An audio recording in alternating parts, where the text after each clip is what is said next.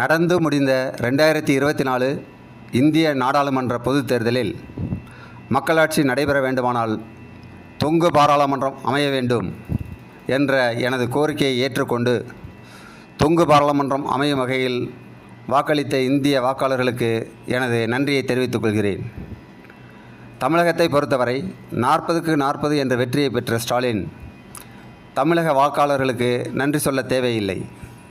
மாறாக சேலம், நாமக்கல், கிருஷ்ணகிரி, தருமபுரி, கோயம்புத்தூர், திருப்பூர், ஆரணி, கள்ளக்குறிச்சி, கடலூர், விழுப்புரம், சிதம்பரம், விருதுநகர், தென்காசி போன்ற 13 தொகுதிகளில் இரட்டை இலை என்ற மக்கள் திலகத்தின் சின்னத்தை தோற்கடித்து ஸ்டாலினின் வெற்றியை உறுதி செய்த பழனிசாமிக்குத்தான் ஸ்டாலின் நன்றி சொல்ல வேண்டும்.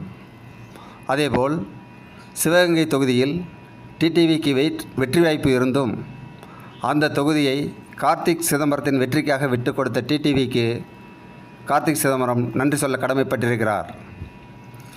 பழனிசாமிக்கு கோவில் கட்டி கும்பாபிஷேகம் செய்ய வேண்டிய கடமை திருமாவளவனுக்கு உள்ளது.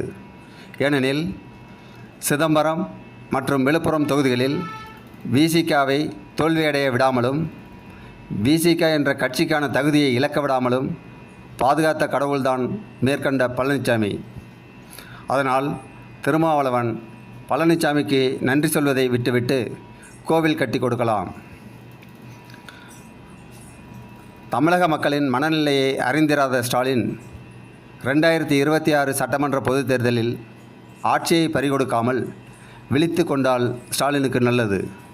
ஏனெனில் தோல்வியுற்ற தமிழக உளவுத்துறை ஸ்டாலினுக்கு தவறான நம்பிக்கையை ஏற்படுத்தி விடுவார்கள்.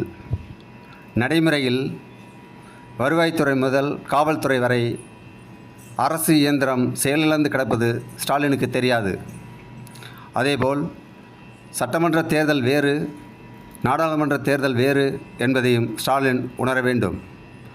ஸ்டாலினின் அரசுக்கு அவப்பெயரை ஏற்படுத்த நினைத்த மேற்கண்ட அரசு அலுவலர்களுக்கு எனது ஆழ்ந்த அனுதாபங்களை தெரிவித்துக் கொள்கிறேன்.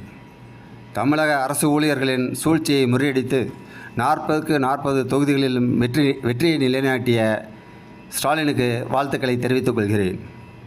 சந்திப்போம் அடுத்தடுத்த நிகழ்வுகளில். நன்றி.